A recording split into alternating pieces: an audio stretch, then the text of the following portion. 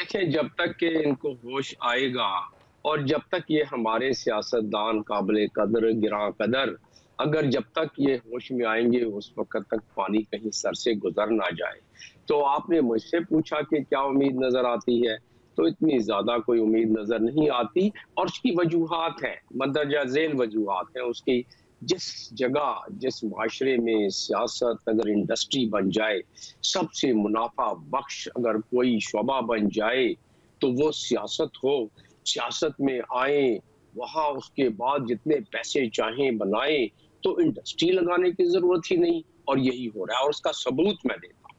सबूत ये है कि एक मुतवस्सत तबके के लोग वो कितने हैं और अगर एक आध कहीं आ भी गया गलती से किसी जमात में, तो जो किचन कैबिनेट में बिलियनर से कम ना इमरान खान साहब को आप के साथ मिलेंगे, ना पीपल्स पार्टी के चेयरमैन के साथ और ना ही नवाज शरीफ के साथ आपको बिलियनर से कम किचन कैबिनेट में मिलेंगे। तो सूरत हाल जो इस कौम की इस नहज पर पहुंच गई है, उसमें वो इंसान को उम्मीद तो रखनी चाहिए, लेकिन बतदरीज ये सियासतदान हमारी उम्मीद तोड़ते जा रहे हैं और जब ये सियासतदान अभी समझ से बाहर होते जा रहे हैं, ये इस हद तक तो बात समझ आती है कि अपने तहफ़्फ़ुज़ को ये बना रहे हैं कि हमारा तहफ़्फ़ुज़ हमारे लिए कोई गारंटी हो जाए।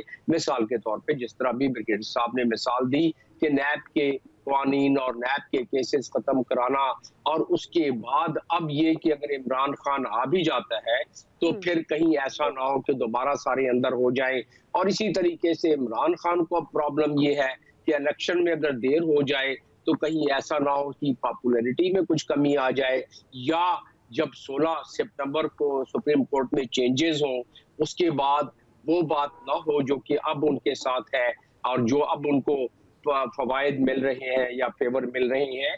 तो ये तमाम चीज़ों का अगर अहाता किया जाए, तो आपको ना सियासतदानों पर इस वक़्त उम्मीद नज़र आ रही है और ना ही कोई ऐसा हीरो, कोई ऐसा दर्पण नज़र आ रहा है कि हम ये समझें कि हमारे मुकद्दर कुछ बेहतर होने वाले हैं।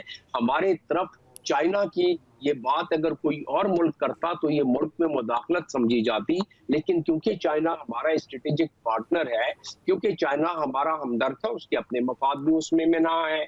चाइना हुँ। को पता है कि उसका उसका जो स्ट्रेटेजिक इंटरेस्ट इस पूरे खित्ते में है और इस पूरे खित्ते में जो इस वक़्त उसका इन्फ्लुएंस बतदरीज बढ़ता जा रहा है और हाल ही में जो ईरान, सऊदी अरब का कराया, फ़लस्तीन, इज़राइल के मामलात को तय कराने की कोशिश की जा रही है। तो इन तमाम को अगर देखा जाए तो चाइना चाहता है कि जो कंटेनमेंट पॉलिसी है अमेरिका की, उस कंटेनमेंट पॉलिसी को अपने से दूर रखा जाए और उसका इम्प्लीमेंट नहीं होने दिया जाए, क्योंकि चाइना ने इसी वजह से आज से कई बरस पहले अपनी बीआरआई को शुरू करके $1 ट्रिलियन ठीक। खर्च कर हुँ। चुका है चाइना और जी। इसी तरीके से आगे चाइना की जो प्लान्स हैं उसमें ये मुश्किल हो जाएगा।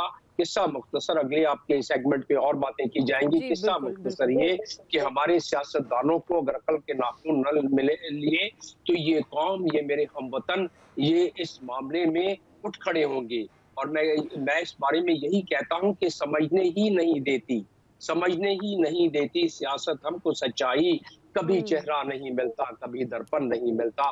तो हमारी सूरत-ए-हाल इतनी मखदूश हो चुकी है, हमारी दुआ है, हमारी तमन्ना है कि होश ठीक। के नाखून लें दोनों साइड के लोग और कुछ मामलात पे एग्री करें, इलेक्शन पे एग्री करें।